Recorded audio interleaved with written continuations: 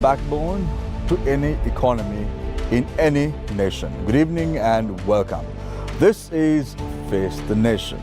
Our topic of discussion today is investments and beyond. We have two special guests this evening in the studios. Let me quickly introduce them to you. Joining us this evening on the show are Deepak Bagla, former Managing Director and CEO of Invest India, as well as Thilan Wijesinghe, former chairman of the Board of Investments in Sri Lanka. A very good evening and welcome to the show, Deepak and Thilan. Thank you. Starting off, Deepak, tell us a little bit about Invest India. What has it done for India over the last 8 years? Shamsi, Invest India is the National Investment and Promotion Facilitation Agency of the government. It's promoted by the government. It's a very interesting PPP format where the government plays a leading role, but at the same point of time, we have the private industry which sits on the board to guide the entire affairs. This was actually an idea and an initiative of the Honorable Prime Minister, Mr. Modi, when he came to power in 2014. And actually, he wanted to change red tape to red carpet. That's for the investors. And that's where Invest India came into being. So effectively, if you look at it, in fact, Invest India started off really in full force from 2015. That's when it got created. And today, Invest India has won a single point of contact for any investor who comes into India. We give them a dedicated relationship manager. We walk with them through their entire investment life journey in India. And when I say we, I must clarify that I'm the former member of Invest India, and I've not been there now for the past 1 year. But this entire relationship approach was to help that investor through their journey right from the time of conceptualizing their investment to their post-investment handholding. So that was the first aspect to it. The second, as Invest India progressed in its evolution, several other important initiatives of the government were also handed over to it to get executed. Some of them being, for example, Startup India, which has been an extremely successful initiative of the Honorable Prime Minister and which is now globally acknowledged as a big success story. In addition to that, there were several other initiatives, which is, for example, One District, One Product, where we have over 790 districts in India. And the Prime Minister's vision was that we pick up one product from each of those districts and turn it around to make it a global product, and thereby impacting the economy there. So that involves a 360 view and an execution on that focus. Apart from that, there were several other initiatives, which is also digitizing the entire investor journey where India is concerned. And some of the other notable initiatives of the Honorable Prime Minister were, for example, the ease of doing business initiative, not just at the central government level, but each of our state government levels. So how to work with each of those entities and try and see how we come up the curve. So this was just the beginning of these elements. So Deepak, over the last 8 years, if you look at the investments that have been flowing into India, it's a staggering $600 billion. That's a lot of money. What's the success story behind India now? Because a few years ago when we spoke about India, it was not in the roadmap. It was among the top 10 economies in the world. Today it's among the top 4 economies in the world, very closely competing with the United States and China. What's the success story? Shamsi, there are multiple reasons, but if I have to pick up one, I would say it is the strength of the leadership. And let me put that in perspective for you. The total FDI which India has got since its freedom and independence, since 15th August 1947, has been about $1 trillion. Over 600 billion of those have come since 2014 when the Honorable Prime Minister, Mr. Modi, took charge. Now let me tell you why I say I named the leadership as the primary reason for that. 2014, if you recollect and you just mentioned, India was termed as a fragile economy globally. Let me tell you what has happened in the past 3,500 days.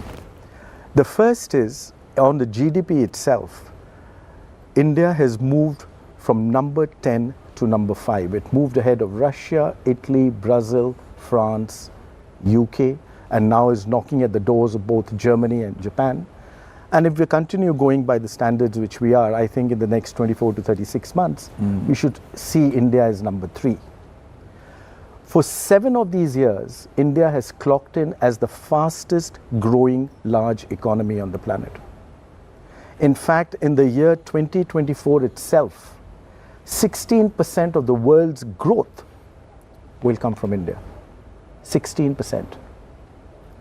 35 million people will move beyond the poverty line just in the year 2024.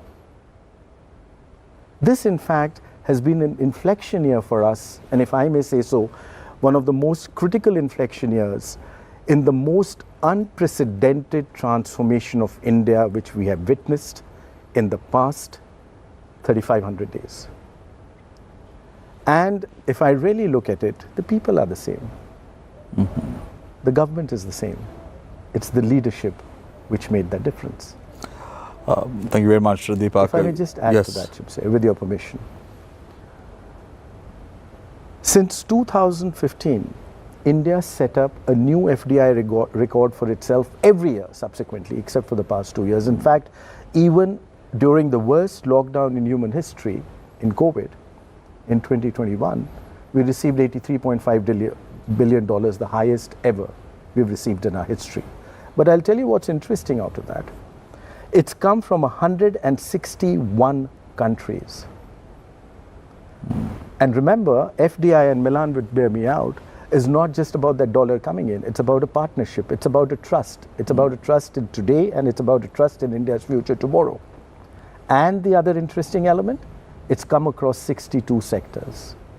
The breadth of opportunity which India presents today, and as a result of the policies and the execution-focused government led by the Honorable Prime Minister, Mr. Modi, you're seeing this huge transformation taking place, which is the most unprecedented in the free world ever in human history. Right. Thilan, your job is going to be very difficult because of the fact that when you speak about an investment of over $600 billion in a span of 8 years, we begin to wonder what has Sri Lanka achieved over the last few years, if you take a look at 2015 onwards.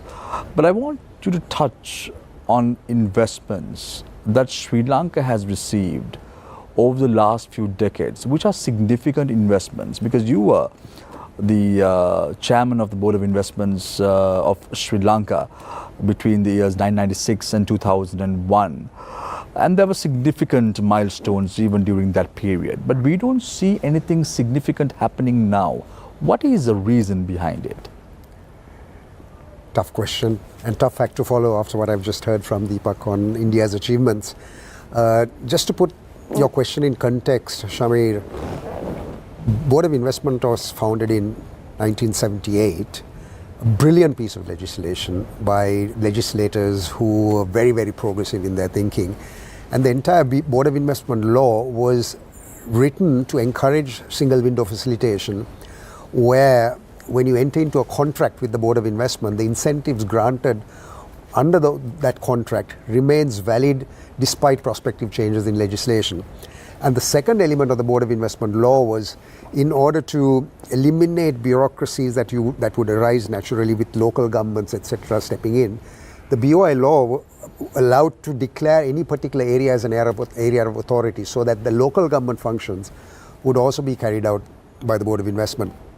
Now, let me start with the successors first.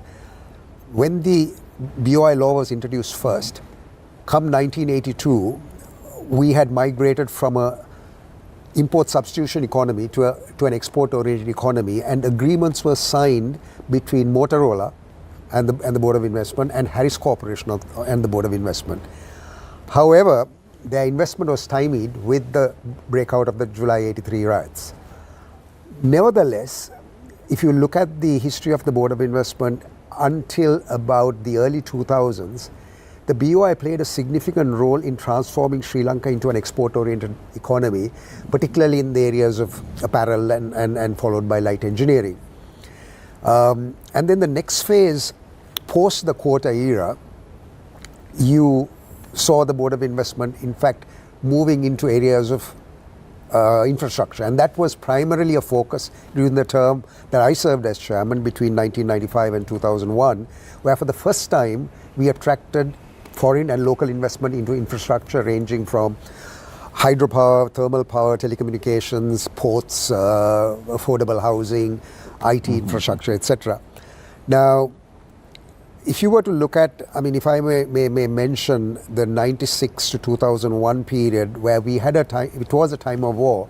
I just want to rattle off because just to give a sense of what was achieved at a time where there was a war risk premium. We had P&O and the world's largest shipping line, Maersk, taking a shareholding in our first ever PPP port terminal. We privatized our ports before India, in fact. We had Texture Jersey from USA, we had Shell Terminals, YKK from Japan, Lodestar, which is now owned by Michelin, which is the world's largest solid rubber tire manufacturing company. In fact, I don't know whether you knew, Deepak, Sri Lanka is the largest exporter of solid rubber tires. And then, of course, you had Lanka Bell coming in from Indonesia and Telia from Sweden. So the list goes on.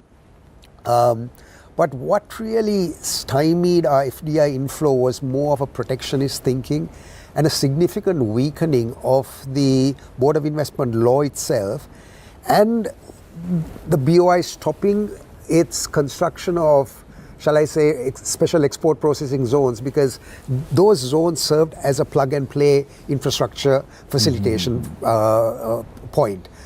So essentially, the era from, I would say, post the ending of the conflict in 2009, most of the investments that came into Sri Lanka were in the non-tradable sectors, not so much manufacturing, but into real estate and tourism. So to answer your question, our performance in FDI has been checkered. There have been periods where we've hit, the highest ever was in 2017 when we hit close to $2 billion, and that was the period where the Hambantota port was privatized and we attracted about $1 billion in over 2 to 3 years. And really the reason for that is, in fact, the weakening of the Board of Investment law and the weakening of the BOI as an institution, and the increase of red tape and various other bureaucracies that stepped into impacting foreign investment. Thilan, you spoke about manufacturing and we have not been able to attract, but if you look at the last few years, the last decade or so, we see a lot of investments coming into Sri Lanka from like the Port City project, for an example, of $1 billion US. Then we see a lot of infrastructure, power and IT projects. And as you correctly mentioned, manufacturing, we've not seen anything kick-starting and nothing significant coming into play. And Deepak spoke about leadership. How important is leadership to bring about investor confidence to any country? It's a sine qua non. It's absolutely important. Again, if I were to go back to the era I served as chairman, I reported directly to the president. I was put to chair an interministerial advisory board where secretaries of ministries were compelled to come twice a month, in fact, to address all of the issues concerning investment, some of the facilitation issues, the bottlenecks. And there was proactive intervention by the head of state. So therefore, in my view, the leadership of the BOI, the ability of the Board of Investment to win the confidence of the relevant line ministries, and then take them on board and ensure that bottlenecks don't stymie investors along the way, absolutely important. So Deepak, when we speak about investor confidence, it goes without saying, you spoke about leadership. Thilan seconded that notion as well. Leadership is very imperative, a prerequisite to bring about investor confidence to a country. When you look at Sri Lanka now, 2022 was a rough year. We had problems with regard to our country's economy. When you look at Sri Lanka now, how do you view the country? How do you see the country? Is it investor ready now? It's interesting you asked me, Shamsir, and I have a very optimistic view on that one. I recollect my first visit here was in 1996. It was the first global securities conference in the APAC region, and Sri Lanka hosted it. And you had the top global investors which were there, financial investors, Mark Mobius, etc., if I may name a few. And everybody was looking to expand their footprint in Sri Lanka. And even if you look at the performance of the stock market in the early 2000s, I think it was exceptional. But everything goes through a cycle and a phase. What I've been witnessing in my past 2 visits, which have happened in a short period of 90 days, one, I see a very strong sense of enthusiasm by the younger entrepreneurs. Younger entrepreneurs which are looking at new sectors, which have that fire in the belly to make it happen, and at the same time which want to see the country grow. And that, I think, is one of the biggest positives when you're looking at the future of investments in any country. And the other interesting element which I saw there is their ability to look beyond the box and beyond the traditional sectors. So Thilan mentioned, for example, you've done very well in healthcare, very strong industry also. Education, again, a very strong industry, a classic example of the success which we've seen. On renewable energy, your wind power is fantastic, and you mentioned about infrastructure. Obviously, there are investments coming in. Think about it, 50% of the world's trading flows are supported by the Indian Ocean. And look at the positioning of Sri Lanka where that is concerned. It's exceptional. The other interesting element of investments, 3 parts to it. Investment goes where there's an opportunity. Capital flows where there's a return. But most importantly, with those 2, capital will go where it is welcome.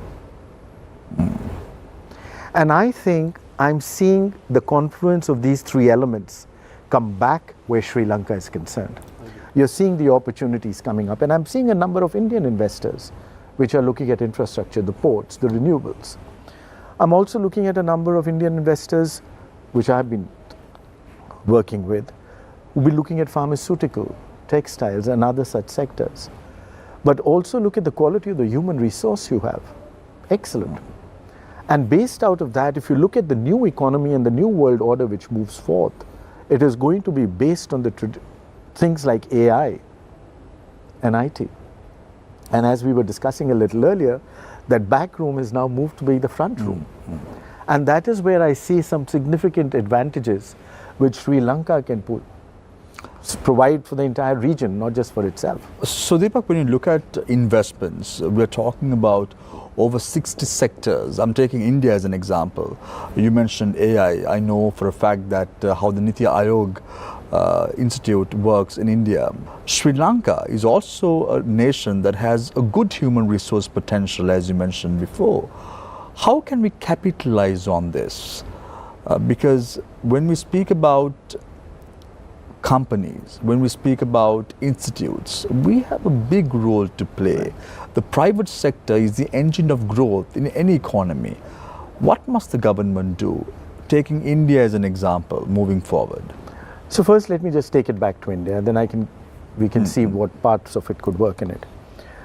One, by and large across the world, governments don't like change. They like status quo. So fundamentally, if I take that logic forward, they may not like innovation happening at the same level. They don't want to put their arms around it, and that's their job, to see that it is safe. One big thing which Prime Minister Modi did was to bring that change in mindset within the system. He brought that change in mindset that you have to change, you have to accept a new world which is coming in, and bring into innovation and try and see how you can do better in each and every aspect, be it governance or be it industry. He's challenged everyone. The challenge itself has created a new mindset. That mindset has made it investor friendly and open to investors and new ideas to begin with. The startup story which I was telling you about, it's actually a classic business school case study today. That a country which was, he launched Startup India on January 2016. So we're just about 8 years away from there. At that time when he launched, there were just about 200 odd startups. Today you have over 100,000 startups registered with the government of India. Another 100,000, or as for the market sources say, could be out there. But the interesting thing, India today is number 3 in the number of unicorns, number 2 in number of startups, and number 1 with new startups adding every day in the world. So, Thilan, Deepak spoke about return on investments. How important is ROI when we speak about FDI in a country? Before we go in for a short commercial break, I want to know how important is it to ensure that when we attract FDIs, we also talk about the return on investment. Because we have a few projects in Sri Lanka which are quite different projects. How important is it moving forward? We've learned a very hard, a bitter lesson. We are still trying to swallow that pill. Why is ROI so important? ROI is not just only important to private sector but important to government as well. Actually, the better parameter to assess is return on economic benefits as well. So if you were to look at the construction of the Hambantota port with a massive loan, it resulted in major losses to the Sri Lanka Ports Authority, which is government owned, and the government was compelled to attract a investor. At that time, the government chose a Chinese investor to make a payment and take the port on a 99-year lease. So essentially, it is my personal view that without a comprehensive feasibility study on ROI, whether it's for the private sector or the government, that port should not have been built. And if it was built, right from the beginning, it should have gone and built it with private sector investment, because there were successful models that proved that privately operated terminals is what made the Port of Colombo a hub port. And both SAGT, followed by the China Merchants CICT, and now Adani Port, which is under construction, the two port terminals that are currently operational are making significant profits, and they're reinvesting their capital. And John Keys, in fact, is very keen to extend their concession period, which is coming to an end after the 30-year period, for a further X number of years, and they will make another new investment in that regard. And the reason Adani chose to invest $700 million is that anticipation of the profit and the location advantage that Sri Lanka offers. Yes, return on investment is extremely important. But there's also the issue that when it comes to some FDI investments, if there are issues, the government must sit with the investor concerned. Okay, how is it that we can make your investment work? What do you need from the government? And make certain concessions. There has to be a give and take. And some of these PPPs in particular, we should be looking at, in fact, the Port City PPP was renegotiated because there were structural flaws in the concession agreement. So yes, ROI from the perspective of the government as well as the private investor is absolutely important. Thank you very much for your thoughts in the first session of our show tonight. We're going for a short commercial break. Stay connected, stay with Face the Nation. Our topic of discussion today is investments and beyond. How to attract an investor to the country. We have the expert opinion coming up after the break. Stay connected, stay with Face the Nation.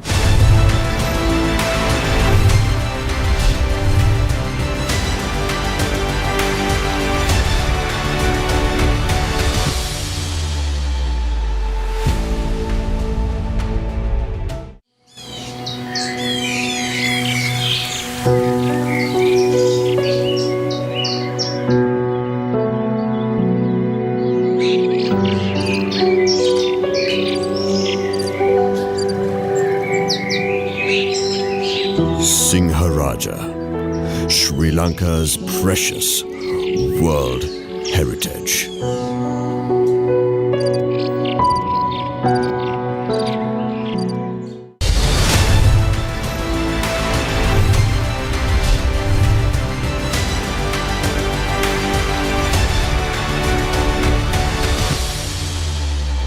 Welcome back. This is Face the Nation. Deepak, you spoke about investments, the success story of India, the success story of Invest India. If you were to advise the Board of Investments in Sri Lanka, which was established in 1978, what would that advice be? So let me tell you, Shamsir, when we were forming Invest India and looking at how it was, we looked at what Thilan had done. We looked at some of the amazing stuff which they had done and the way they had structured themselves. Especially their investor handholding was excellent. The other element which they did very well was actually identifying the opportunities and getting them created. But if may I, with your permission, take you back to the question which you put to us before the break, which was on ROI. Listen, please, ROI is absolutely central where a private investor is concerned. They work for a shareholder. Don't mix it up with the government. The government will look at welfare first. But for them, it is absolutely that return on capital. And where a government policy and investment facilitation entity can come in, and that's what Thilan did very well, is that from the day the project is conceived to the day it gets into commercial production, that means a return on capital, you squeeze that timeline. You said that many projects were delayed. The moment you squeeze that timeline, your capital works better. And the moment that capital works better, it gets a better return. There's nothing worse than lazy capital, which is lying there on the side, waiting to get that return. And that is where an investment promotion agency comes in very actively, where they can help get the approvals, they can help get them their entire strategy and the structure in place so that it gets very quickly executed. And that's what Thilan and his team concentrated on. And some of the projects which they did, and it's especially true where infrastructure projects are concerned, because these are heavy capital investment projects. And Shamsi, the moment your capital is lying empty, your ROI goes. So that is where the critical element is. But coming back to that, I think one is of an investment promotion agency is to create new opportunities for investment. Two, the moment you have identified and created those opportunities which are based actually not just on the needs of that economy, but also on the strengths of that economy, you start creating the entire framework to ground that investment. That means there should be a good policy wrap around it. There should be, for example, an industrial zone where you may have a particular sector strength coming in. It could be textiles. So you need skilled labor, you need the energy, you need the power, you need the logistics. All that needs to be brought in together. It's a huge investment scenario. Apart from that, if you're looking at an export market, you need to get your FTAs in place. You need to get those relationships developed. You need to help your producers and your manufacturers get connected with the global markets to be able to take them out. And then most importantly, you need to handhold them after their investment has taken place, because there still will be issues. So you're putting it all together, it's an entire lifetime journey, and it is a roller coaster in some ways. So Thilan, investor hand-holding. When I hear Deepak, I feel very envious about India. Why? Because Lee Kuan Yew, the former Prime Minister of Singapore, looked at Sri Lanka and said, this is going to be the next developed nation. Where are we today? When you hear individuals in the caliber of Deepak Bagla, who was a former managing director and CEO of Invest India, coming and saying, we looked at the Sri Lankan model before we implemented the Invest India program, I feel very, very envious. I'm thinking, what went wrong in Sri Lanka? Because at the end of the day, before we speak about the future and how to attract an investor, we need to do a diagnostic analysis as to what went wrong in the country. In your opinion, what happened? A significant weakening of institutional capacity, a lack of coordination between various institutions, less focus on FDI and more focus on government-linked investments, which you rightly said, quite a few of those were white elephants. Inward-looking protectionist policies, for example, para-tariffs being put into play and therefore export-oriented industries getting somewhat uncompetitive. Failure to deepen our relationships with our neighbors, for example, the Indo-Lanka Free Trade Agreement migrating into a services agreement, failure to sign new free trade agreements which opens up new markets. So there were a whole host of policy-related factors that resulted in the weakening of the institutions and particularly the weakening of the Board of Investment Law. I don't want to go into the technical details, but it ended up by having far less teeth in the latter part of the 2010s as opposed to the power that the Board of Investment was vested with during the time I was chairman. But these are easily correctable. My view is that Sri Lanka is a country that can turn on a dime. At the moment, I know that the president is planning to introduce a new Board of Investment law. There's going to be an agency called Invest India. I've seen drafts of that legislation, very, very progressive, and these need to be put in place.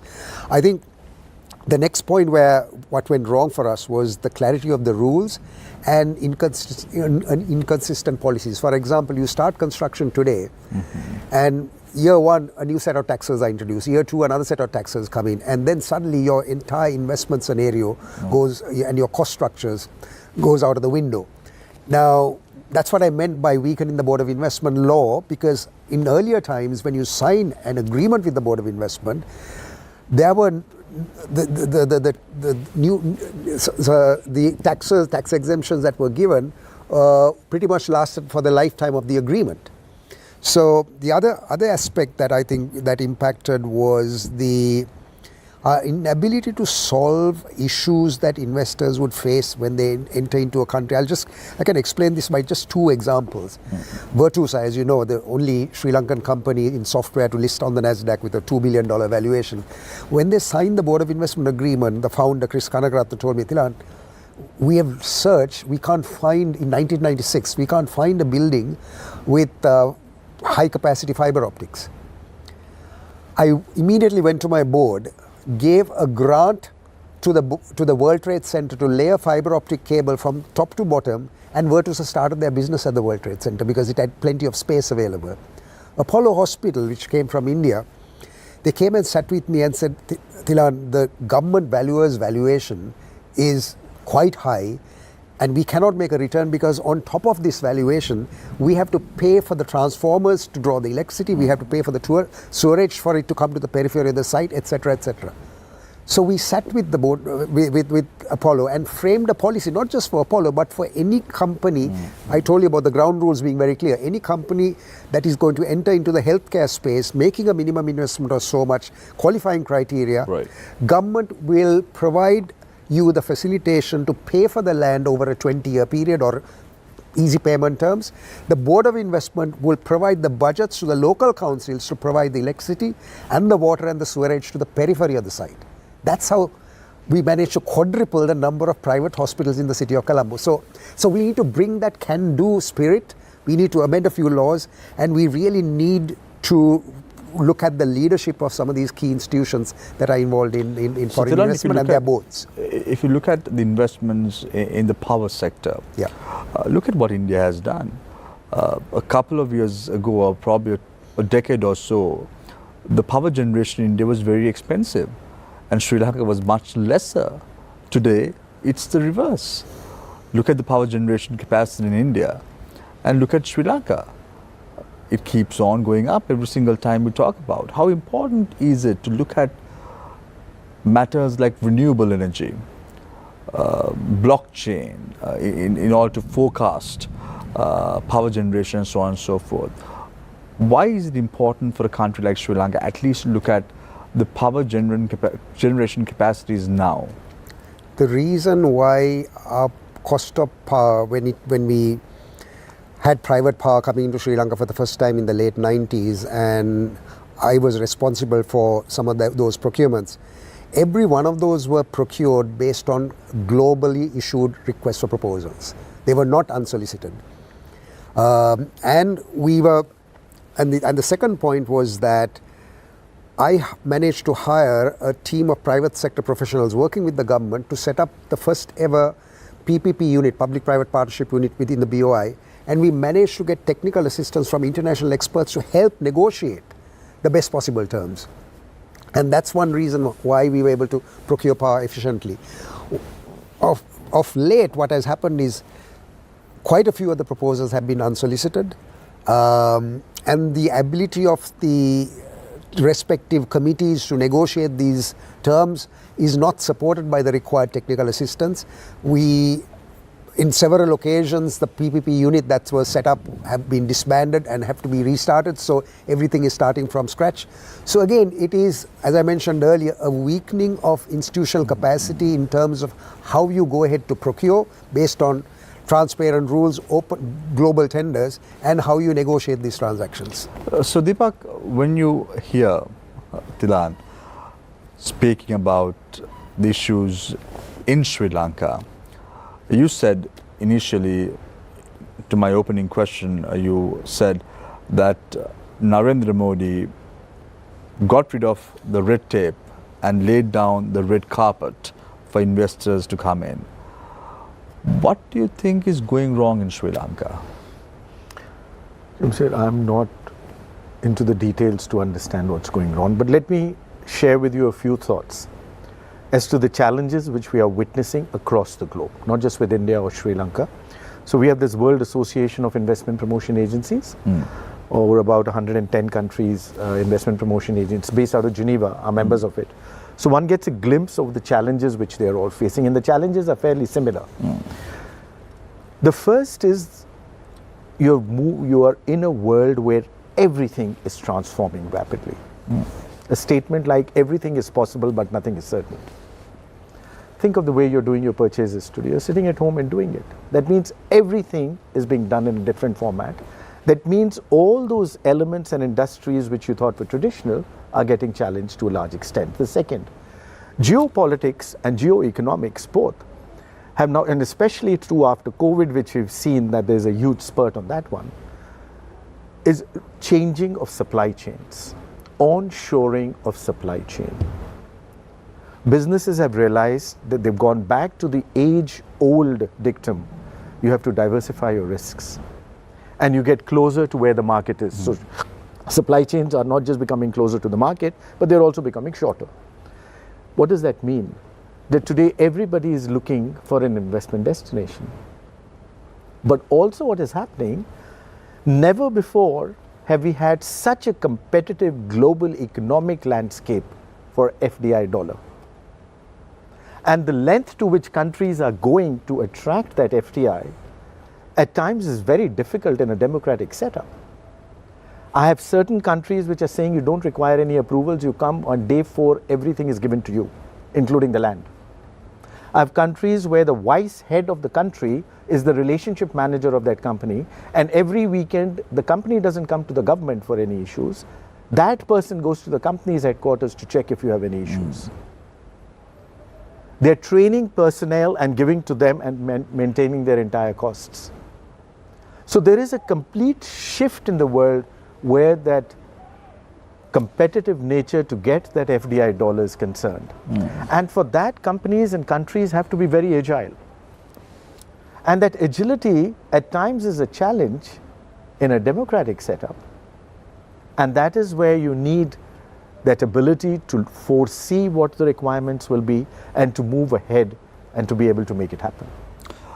So, Deepak, if I ask you, how do you get people to invest in a country? Let's talk about Sri Lanka. 2022 was a rough year.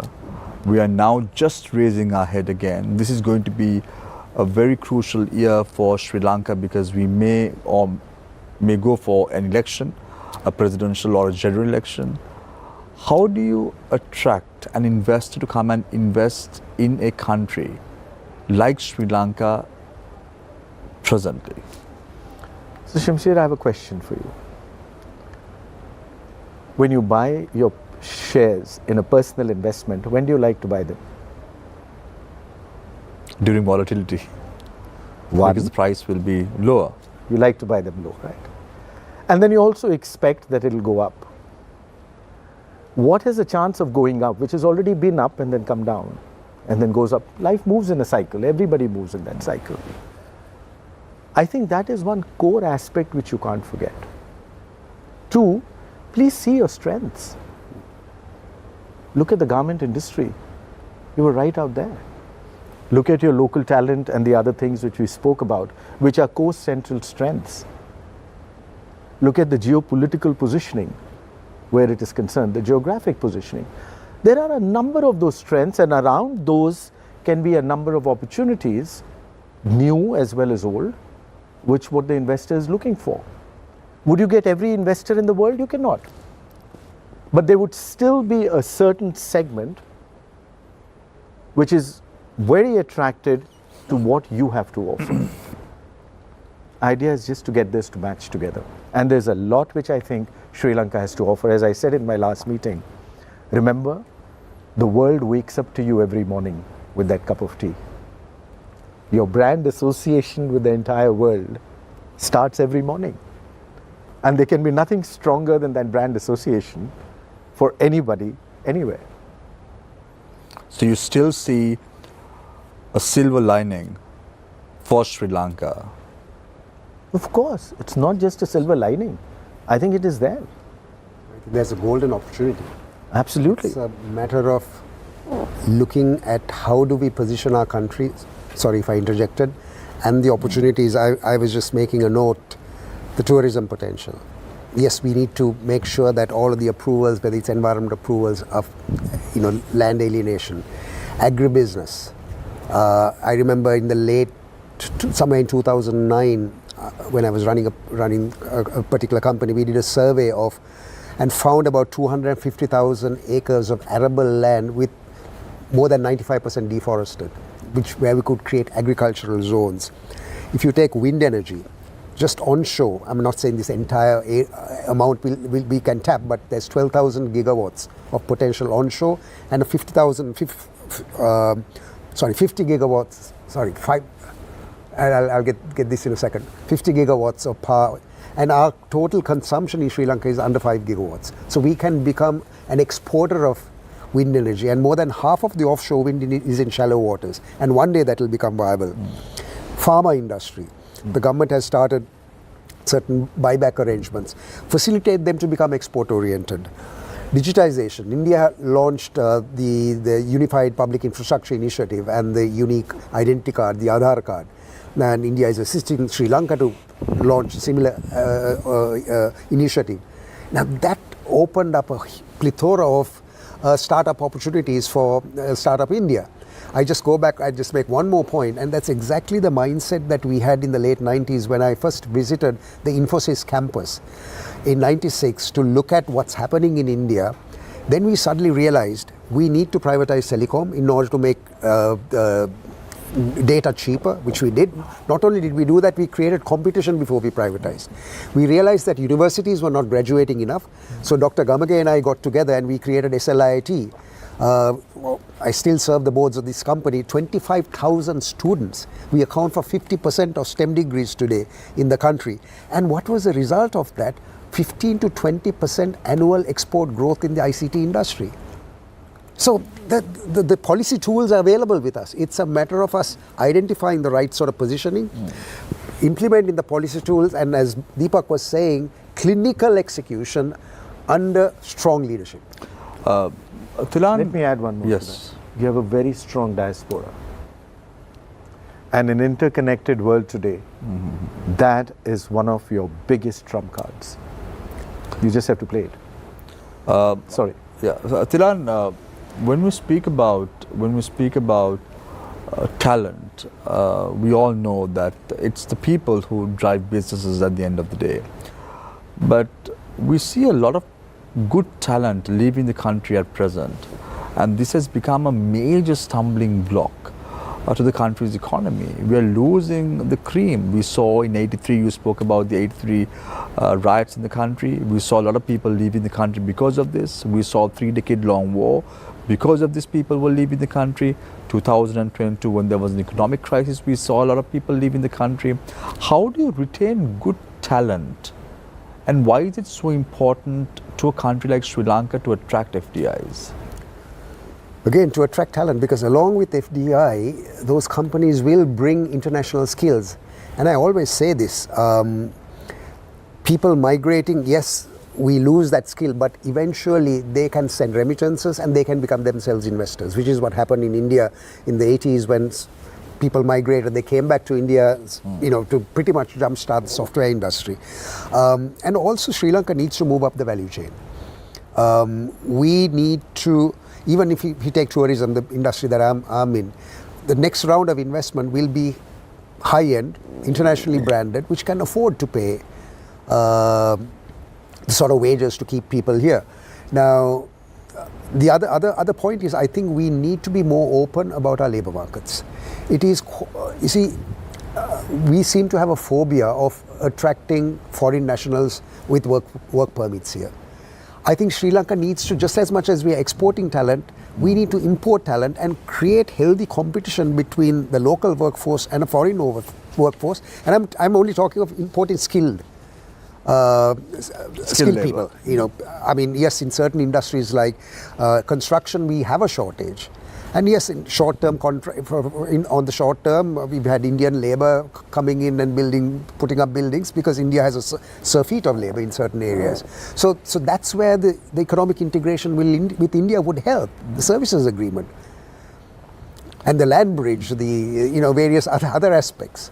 So I think there are solutions to this. But finally, at the end of the day, it's building confidence. We're going for a short commercial break. We are in conversation with Deepak Bagla, former CEO and Managing Director of Invest India, as well as Thilan Wijesinghe, former Chairman of BOI Sri Lanka. Stay connected, stay with Face the Nation. We will be right back.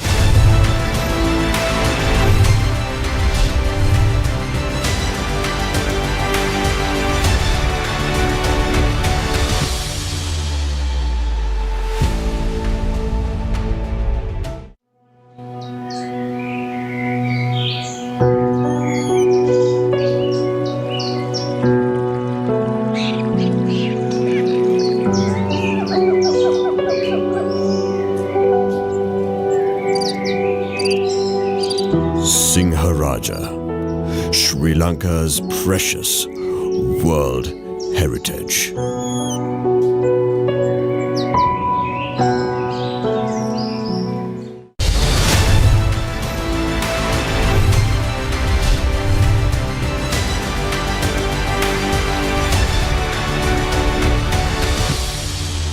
Welcome back. This is Face the Nation. Thilan, interestingly, private-public partnerships in Sri Lanka were thriving in the 1980s. 1990s as well. It was thriving. We saw a lot of projects being carried out in the country. As a result of that, the private sector was able to contribute very largely to the country's economy as well. But today we don't see prominence being given to the private sector of the country. Why is that? There was both a policy and a mindset change that happened somewhere in the early 2000s, where attracting private investment into infrastructure or privatization of unviable or even viable state assets was seen as selling, or as we say in Sinhalese, vikinima. Now, that mindset of selling the family silver was exploited to quite an extent on various political platforms, and that resonated with certain people who felt that their jobs could be at risk. Now, my point is that what was not present, and I do sometimes make a complaint about the business press and the media in general, hardly anyone spoke about the successes of attracting private investment into infrastructure via PPPs and through privatizations. For example, I go back again to the example of the Port of Colombo. The moment we attracted private investment, ship waiting time reduced by 85%, and productivity of the entire port, including the state-owned terminals, improved by 60%. And it's one of the biggest success stories. That's why we became a hub country. The waiting period for a telephone line was 2 years and something like 2.2 years on average prior to privatizing telecom. Today, if you make a call, you have 3 or 4 operators who will come and fix up or give you a mobile phone. I mean, fixed lines are no longer in vogue. So the point is that we need to actually be in a position to have an open dialogue about the benefits of private investment, because not only does it result in a windfall to the government in terms of upfront cash, but the taxation of these entities as they grow, obviously they will pay more taxes. And that would strengthen the coffers of the government. At the moment, I'm involved in the privatization of, say, for example, the Grand Hyatt, which was acquired by a state-owned enterprise. And constructing 598 rooms by a state-owned entity at that time made absolutely no sense in terms of ROI. So really, we need to go back and look at the successes, whether it's in India, even in China and other developing economies, of the successful PPPs that have happened, as long as they happen with transparently, and it is the right partners that we attract into the PPP. There is, significant benefits. So Deepak, you may be able to add more to this conversation that we're having right now with regard to PPPs, because you joined a UK-based private equity firm, and you were able to close up to $1 billion in committed capital to the fund, which would be invested in roads, ports and power projects in India. How important is the involvement of the private sector in any economy? Private sector is critical in an economy. But let me take you back to the PPP question which you mentioned. See, inherently, PPP has two partners. There's a government, there's a private sector. Both of them have very divergent objectives. The government wants social benefit. The private player wants a clear economic return. This disconnect is very difficult to be able to bring together, and that's where the political underlinings come in, depending on which way it comes. And that is what Thilan was also alluding to, be it a policy or be it a shorter time frame when you're going to run the concession. There are many places where you find, even though concession has been given for 20 years, just because it's been very successful, it's been taken back in 10 years, because there's a lot of public opinion which got into it. So I think that inherent disconnect between the two partners, and remember, that partnership, even if it was with two private entities, if there is that inherent disconnect which can be so different, there'll always be a challenge approach. Reason why PPPs were brought in, Shamsir, because if you remember, traditionally, infrastructure was either created by the religious church or state or by the government itself, be it roads, etc. Now, because there was an increasing demand for it and the state did not have those resources, they wanted to bring in the private sector. And that's where multiple formulas were brought in, that you can utilize it for 10 years, don't change the ownership. And yet, it started taking off. And please recollect, infrastructure as an investment category in the private equity industry actually came up only in the early 2000s. It's fairly recent, where you had separate funds. For example, the fund which you alluded to, Varaz, was an infrastructure fund, and you had a certain set of an investor profile which looked at it. It will not give you very high returns, but it will give you standardized returns. At the same time, these are returns which are more dependable, and they're for a longer period of time. So those things came up. One very critical element of success in PPPs is the flexibility in that concession agreement which you do. Because the dynamics of every project will change over time. You need to be able to see that that project, what is the expectation of the two partners from it, also changes commensurate with the change in the economic underlying criteria. So Deepak, interestingly, there's two sides of the coin. There is a good side and there's also a bad side. Right now in Sri Lanka, we're talking about a very contentious topic, which is the fact whether or not the government should be engaged in doing businesses. May it be the power sector, may it be the airline industry, may it be the energy sector. So this is a very contentious topic right now. What would your message be to the people who are watching this show tonight about this contentious topic? Must the government engage and continue to do business in the country for the public interest's sake, at least? Shamsir, first I must state clearly, I'm no one to give an advice on this one. I think it is very specific to every society, every polity and every economy. But there's a fundamental rule. You have to choose the best of the real options sitting in front of you. Every option has a cost and a benefit. Now I know it's a very general statement, but the thing is, you've got to evaluate real opportunities. What are your real options? And then I think you just place it out in a transparent manner and you can take a call on it. That's the simpler way of looking at it. And I think, to my mind, that is possibly the only way. If you do want to create a port and there is nobody willing to invest in that port until it is done in a certain manner, what is the choice which is there? So, Thilan, right now, you know very clearly that the Sri Lankan Airlines is bleeding at this point of time. Just recently, the cabinet announced that $725,000 would be spent additionally to lease out 7 aircrafts to the country as well. Now, in an investment point of view, we're looking at selling off Sri Lankan Airlines at this point of time. Is it prudent to spend money now on Sri Lankan Airlines? I can only answer this question without having all the information. That decision would be contingent on does the Sri Lankan Airlines, as it's running now, need this aircraft desperately in order to maintain its minimum amount of the service requirement and compliance requirements in terms of safety? Number two, how quickly can the government move towards privatizing? Now, from what I know of, we are quite a distance away. I'm not involved in that transaction at all. And if it is months or years, it can be a year away, because when an investor, or when you issue a request or proposal and you have investors to evaluate their bids, and then the investor to do the due diligence, then be involved in negotiating the privatization or concession agreement with the government, that can take months, if not years. So in the meantime, I believe the airline has to run.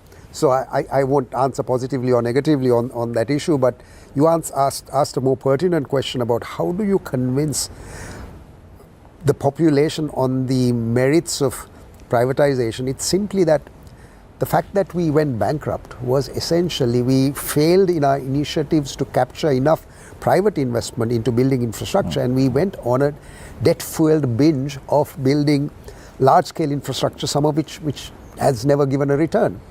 Just to give you an example, I was involved in a highway sector PPP, which never got implemented because of election changes, where the engineer's estimate of the Road Development Authority for that stretch of road and the private party's investment was 40 to 50% lower than the state-owned engineer's estimate.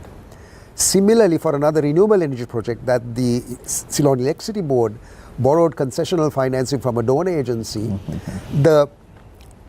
from the per megawatt cost to the actual cost of generating energy was 25% higher than we had if we had gone for open tender with private investment for that particular project. So there is enough and more quantitative, qualitative, policy-based analysis that one can present that the government should focus itself on its social infrastructure where the private sector investments are inadequate, but rather than building infrastructure, provide that as viability gap funding, for example, which India has done very successfully on some of the toll roads, and preserve public investment into areas such as health and education and providing the required infrastructure for the private sector where private sector returns are not available. So Deepak, right at the start of the show, you spoke about the thirst that the people in Sri Lanka or even in India has on entrepreneurship. So you won the special jury award for the Ernst & Young Entrepreneur of the Year award in the year 2023. Sri Lanka right now, when there is an entrepreneur with a mindset to develop a brand, probably a small and medium scale entrepreneur, he or she is scared to do it because the banks may not lend money, you have to keep a collateral, it's not easy.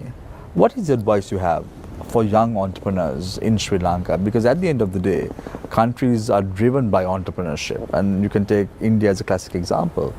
In the Sri Lankan context, what's the advice you can give them?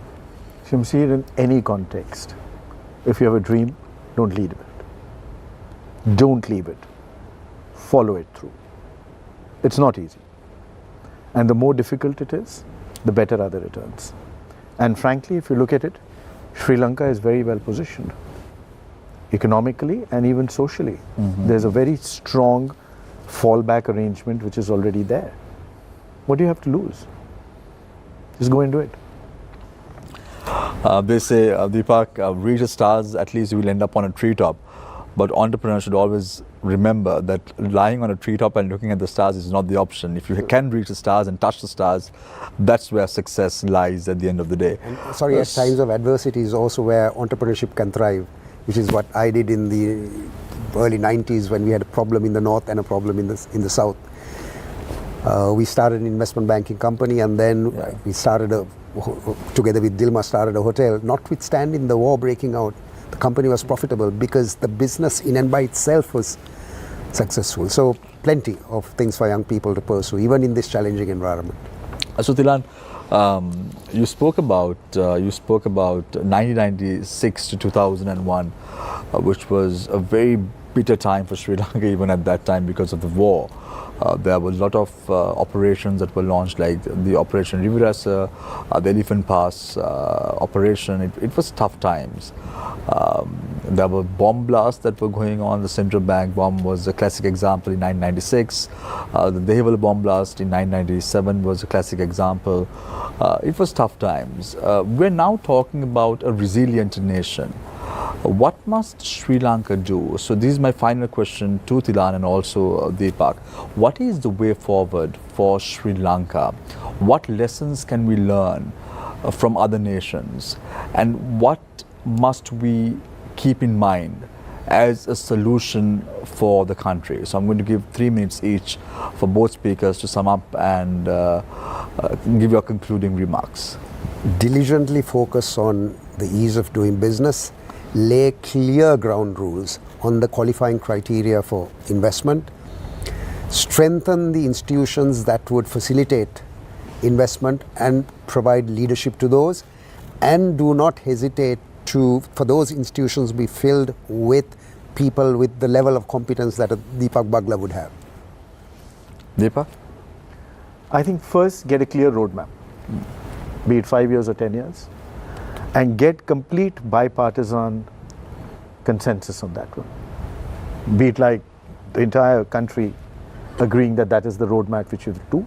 And then comes the other parts, which is like ensuring that you pave that road while you get the policies, you get the supporting elements which are put in place to make it happen. I think that's the best way forward, and that is going to take you off. Deepak, one final question to you before we sum up and conclude tonight's show. Implementation. I recollect a couple of years ago when I was moderating a session at the American Chamber of Commerce, Prime Minister Ranil Wijesinghe, in his capacity as a Prime Minister at that time, when I asked him a question, what must Sri Lanka do, what must Sri Lanka learn from the past, he said, I have 3 lessons.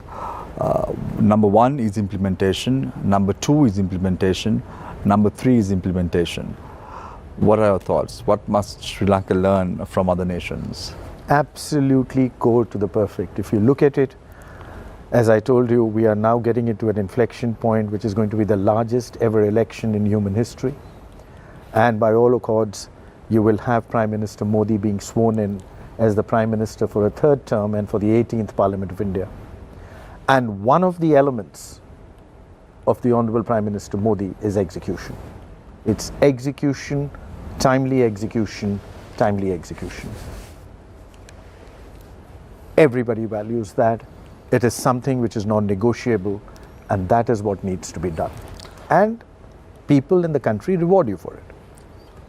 Thank you very much, Deepak. Yes, very quickly. Just to qualify very quickly, implementation, yes, without losing sight of fiscal discipline and governance, because investors need to have a transparent environment without the hanky-panky in order to make investments. Thank you very much, Thilan Wijesinghe, a former chairman of Board of Investments, Sri Lanka. Thank you very much, Deepak Bagla, a former managing director and CEO, Invest India. If there's one lesson that I learned today is the resilience of a country like India. Over the last 10 years, where was India? Today, where is India? Number 4 economy, people are talking about it. There's so much of pride in the people of India. They know what exactly they're doing. And the difference is leadership. I leave you tonight with a quote, as I always do. A great leader takes people where they don't necessarily want to go, but ought to be. Take care and good night.